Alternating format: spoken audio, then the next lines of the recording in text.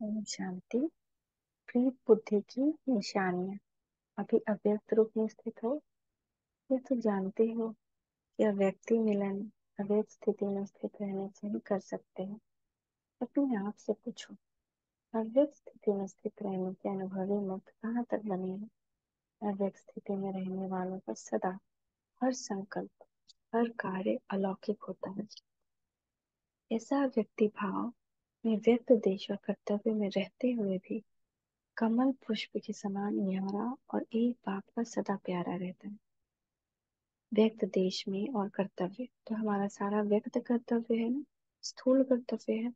उसमें रहते हुए मैं फरिश्ता हूँ, मैं देवता हूँ, मैं आत्मा हूँ। ऐसे कमल फूल समान न्यारा रहना हर चीज से। जैसे पानी में रहते भी कमल का पुष्प उसमें गलता नहीं, डूबता नहीं, ऐसे ही ऐसे अलौकिक अव्यक्तिक स्थिति में सदा रहने वाले को कहा जाता है अल्लाह लोग। तो हम सब क्या है, अल्लाह लोग हैं। टाइटल तो और भी है। ऐसे को ही प्रीत बुद्धि कहा जाता है। प्रीत बुद्धि और विपरीत बुद्धि दोनों के अनुभवी होना। इसलिए आप लोग मुख्य स्लोगन लिखते भी हो, विनाश काले प्रीत बुद्धि पांडव विजयंती, विनाश काले विपरीत बुद्धि विनश्यंती। इस स्लोगन को सारे दिन में अपने आप से लगाते हो कि कितने समय प्रीत बुद्धि अर्थात विजयी बनते हैं, कितने समय विपरीत बुद्धि होने से हार खा लेते हैं। तो जब माया से हार खाते हो तो क्या प्रीत बुद्धि हो। प्रीत बुद्धि अर्थात विजयी तो कितना गुहिर से बदलाव उतारे हैं तो उस वक्त ही चेक हो जाता है। जब हम दुखी हो गए, क्रोध में आ गए, चिढ़ गए, तंग हो गए, थक गए, यानी उस वक्त हम प्रीत बुद्धि में नहीं है। तो जब दूसरों को सुनाते हो तो विनाश काले विपरीत बुद्धि मत बनो, प्रीत बुद्धि बनो। तो अपने को भी देखते हो कि इस समय हम प्रीत बुद्धि में प्रीत बुद्धि तो जैसे किसी और को हम सुना रहे हैं कि ऐसे मत करो, ऐसे करने से पाप लगेगा, ये लगेगा, वो लगेगा। तो श्रोता ये क्या अपने आप को चेक करते हैं कि हम उस वक्त क्या है, विपरीत है या प्रीत। तो आज बाबा टाइट कर रहे हैं नट बोल्ट। प्रीत बुद्धि वाला कब श्रीमत के विपरीत एक संकल्प भी नहीं उठा सकता। अगर श्रीमत के विपरीत संकल्प वचन व कर्म होता है तो क्या उसको प्रीत बुद्धि कहेंगे। प्रीत बुद्धि अर्थात बुद्धि की लगन व प्रीत प्रीतम के साथ लगी हुई है। जब एक के साथ सदा प्रीत है तो अन्य किसी भी व्यक्ति व वैभव के साथ प्रीत चुप नहीं सकती। क्योंकि प्रीत बुद्धि अर्थात सदा बाप दादा को अपने सम्मुख अनुभव करेंगे। जब बाप सदा सम्मुख है तो ऐसे सम्मुख रहने वाले को कभी विमुख नहीं हो सकते। विमुख होते हैं अर्थात बाप सम्मुख नहीं।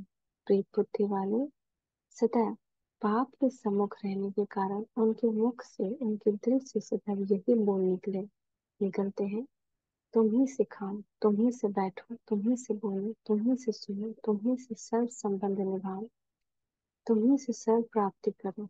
उनके नयन उनका मुखड़ा न बोलते हुए भी बोलते हैं, कैसे विनाश काले प्रीत बुद्धि बने हो।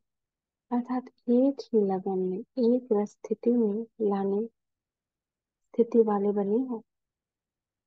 इसे साकार रूप में साकार देश में वरदान भूमि में जब सम्मुख आते हैं तो जैसा सुना वैसे ही सदा प्रीत बुद्धि का अनुभव करते हो ना।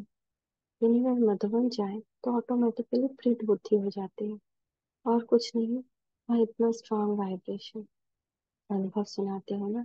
इसलिए बुद्धि योग द्वारा सदा बाप दादा के सम्मुख रहने का अभ्यास करो। तो क्या सदा प्रीत बुद्धि नहीं बन सकते।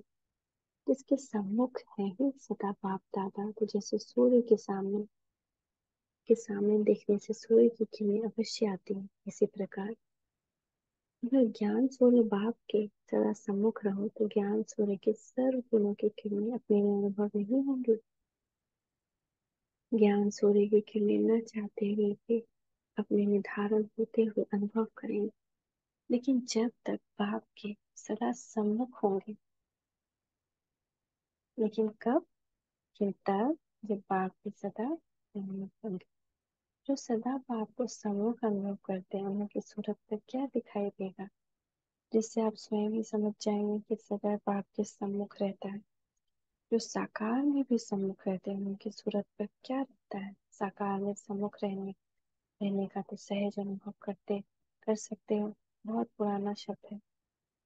रिवाइज कोर्स चल रहा है तो पुराना शब्द भी रिवाइज हो रहा है। यह भी बुद्धि की ड्रिल है। बुद्धि में मनन करने की शक्ति आ जाएगी। अच्छा, एक तो उनकी सूरत पर अंतर्मुखता की और अंतर्मुखी की झलक रहती है। दूसरा, अपने संगम युग की और भविष्य के सर्व समान की फलक रहती है। समझा? एक झलक दिखाई देती है, दूसरा फलक दिखाई देती है। तो ऐसे सदैव न सिर्फ फलक दिखाई दे लेकिन झलक भी दिखाई दे, हर्षित मुख के साथ अंतर्मुखी भी दिखाई दे, ऐसे को कहा जाता है सदा बाप के सम्मुख रहने वाली प्रेत बुद्धि। अगर सदा ये स्मृति रहे कि इस धन का किसी भी समय विनाश हो सकता है, तो विनाश काल स्मृति में रहने से प्रीत बुद्धि स्वतः हो जाएंगी। जब विनाश का काल आता है तो ज्ञानी भी बाप को याद करने का प्रयत्न जरूर करते हैं, लेकिन परिचय के बिना प्रीत जुट नहीं पाते।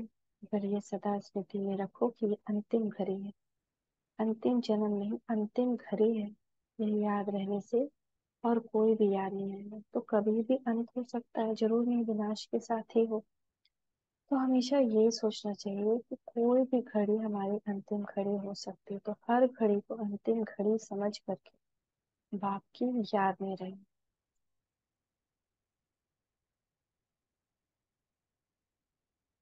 श्रीमत के विपरीत तो नहीं चलते हो। अगर मनसा में भी श्रीमत के विपरीत व्यर्थ संकल्प में विकल्प आते हैं तो क्या प्रीत बुद्धि कहेंगे? तो ऐसे सदा प्रीत बुद्धि रहने वाले विजयी रतन बन सकेंगे। विजयी रतन बनने के लिए अपने को सदा प्रीत बुद्धि बने, नहीं तो ऊंच पद पाने के बजाय कम पद पाने के अधिकारी बन जाएंगे। सभी अपने को विजयी रतन समझते हैं। कहाँ भी किस प्रकार से कोई साथ प्रीत नहीं तो विपरीत बुद्धि की लिस्ट में आ जाएंगे। जैसे लोगों को प्रदर्शनी में संगम के चित्र पर खड़ा करके पूछते हो कि अभी आप कहाँ हो, कौन हो? संगम पर खड़ा करके क्यों पूछते हो?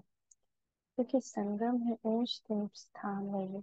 इसी प्रकार अपने आप को ऊंची स्टेज में खड़ा करो और फिर अपने आप से पूछो कि मैं सदा प्रीत बुद्धि हूँ व नहीं हूँ।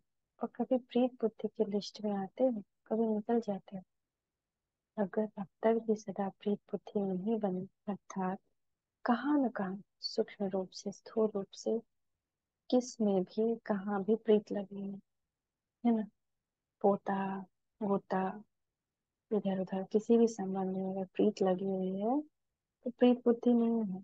ये किसी स्थूल चीज में, किसी की कार में हो, किसी के घर में हो, तो समझिए कि अपने आप को कैसे चेक करें। तो मैं कैसे चेक करती थी कि मेरा लैपटॉप से तो नहीं प्रीत है, हो गया है, कोई मोबाइल से तो प्रीत नहीं हुआ है। तो इमेजिन करिए कोई आया हथौड़ा लेकर के और आपकी उस चीज को तोड़ा है आपके सामने, तो आप देख करके क्या होंगे? हलचल में आएंगे कि सामान्य रहेंगे, शांत ही रहेंगे? अगर आपके अंदर बेचैनी आ रही है, क्रोध आ रहा है, चिल्लाहट आ रही है, दुख आ रहा है, रोना आ रहा है, घबराहट आ रही है, कुछ भी आ रहा है, बाबा से प्रीत होते नहीं, फिर हमारी प्रीत क्या है? उन चीजों में है। वहां से प्रीत हटानी, बार बार बार हटानी। तो समझ लीजिए कि फिर हमारे देह से ही प्रीत कहीं लगी ना हो, कि हमारे देह को कहीं कोई छोड़ने आ गया तो हम दुखी हो रहे हैं, रो रहे हैं, तो देह को भी बाबा का समझना है। तो वर्तमान समय जबकि पढ़ाई का कोर्स समाप्त हो और रिवाइज कोर्स चल रहा है तो समझना चाहिए परीक्षा का समय कितना समय। जैसे स्कूल में पूरा साल पढ़ाई होती है, फिर लास्ट में क्या चलता है? रिवीजन, एग्जाम के पहले। तो अभी वही है, यही हो रहा है। तो बाबा कह रहे हैं यही समझो कि तो परीक्षा का समय कितना नजदीक आ गया है। देखिए पहला कोर्स साकार में हुआ, वो खत्म हो गया, फिर रिवाइज कोर्स चला और फिर से रिवाइज कोर्स चल रहा है। अब तो वीकली वंस होता है। हम लोग हैं, लेट आए हैं इसलिए डेली डेली रिवीजन उसको कवर करने की कोशिश कर रहे हैं। परीक्षा का समय बहुत नजदीक है। जैसे आजकल गौरव गवर्नमेंट में भी बीच बीच में पेपर लेकर उन लोग के मार्क्स फाइनल पेपर में जमा करती है। इसी प्रकार वर्तमान समय जो भी कर्म करते हो समझो प्रैक्टिकल पेपर दे रहे हैं, जो भी सिचुएशन आ रही है वो एग्जाम है, उसकी मार्क्स अंत में ऐड होगी। तो ये सोच करके हमको हर एक कर्म करना है कि हम क्या कर रहे हैं, किसको क्या, इसके लिए क्या भावना रख रहे हैं, किसको क्या बोल रहे हैं। इस परिस्थिति में कोई माया का पेपर आया, विकराल परिस्थिति आई, उस समय हमारी स्थिति क्या थी, विजयी बने या हार गए। तो ये सारे ऐड होंगे। जैसे मंथली टेस्ट का मार्क्स ऐड होता है ना, या क्वार्टरली टेस्ट का मार्क्स ऐड होता है, ऐसे अभी थोड़े समय में यह भी अनुभव करेंगे कि कोई भी विकर्म करने वाले को सूक्ष्म रूप से सजाओं का अनुभव होगा।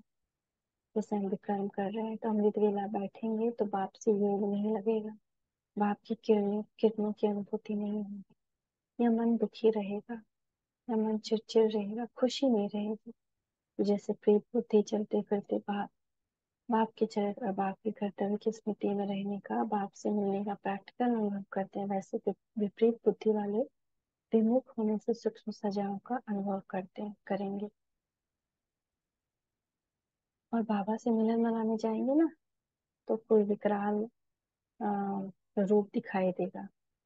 तो ऐसा भी होता, बहुत कड़ा सजा है, इसीलिए फिर भी बाप दादा पहले सुना रहे कि उन सजाओं का अनुभव बहुत कड़ा है। उनकी सीरत से हर एक अनुभव कर सकेंगे कि इस समय यह आत्मा सजा भोग रही है।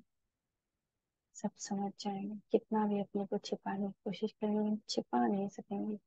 पर एक सेकंड की सजा अनेक जन्मों के दुख का अनुभव कराने वाले हैं। तो कितना विकराल सजा होगा। जैसे बाप के सम्मुख आने से एक सेकंड का मिलन आत्मा के अनेक जन्मों की प्यास बुझा देता है, ऐसे ही विमुख होने वाले को भी अनुभव होगा। फिर उन सजाओं से छूटकर अपने उस स्टेज पर आने में बहुत मेहनत लगेगी। इसीलिए पहले से ही वार्निंग दे रहे हैं कि अब परीक्षा का समय चल रहा है। इसे फिर उलाहना नहीं देना कि हमें क्या मालूम कि इस कर्म की इतनी गुह्यवती है।